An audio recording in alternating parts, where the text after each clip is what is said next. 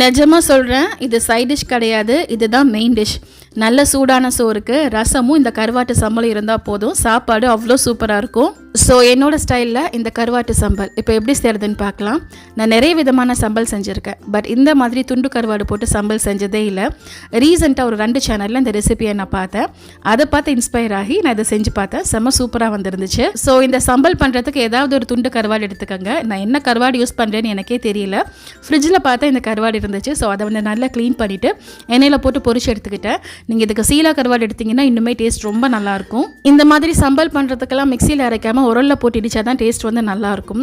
So நான் ஒரு 3 காஞ்ச மிளகாய் எடுத்திருக்கேன். அதோடு சேர்த்து கொஞ்சமாக உப்பு போட்டு நல்லா இடிச்சிட்டு அதுக்கு பிறகு நம்ம பொரிச்சு வச்சுருந்த கருவாட்டையும் போட்டு நல்லா இடிச்சிக்கணும்.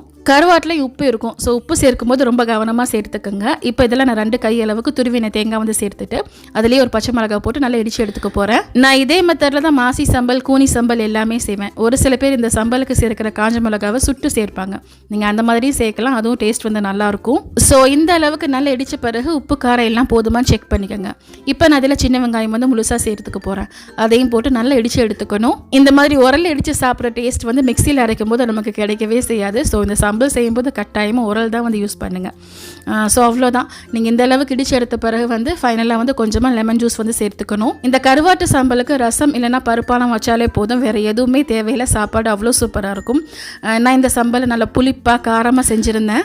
நீங்கள் இது வரைக்கும் இந்த சம்பல் ட்ரை பண்ணாமல் இருந்தீங்கன்னா கட்டாயமாக ஒன்ஸ் ட்ரை பண்ணி பாருங்கள். இல்லை இந்த சம்பல் ஏற்கனவே செஞ்சுருக்கேன், சாப்பிட்ருக்கேன் அப்படின்னா மறக்காமல் கமெண்ட்ஸில் ஒரு தம்ஸ் அப் போடுங்க. கடைசியாக சம்பல் இடித்து வச்ச உரலில் கொஞ்சமாக சம்பலும் நல்லா சூடான சோறையும் போட்டு பிறஞ்சு சாப்பிட்டாச்சு.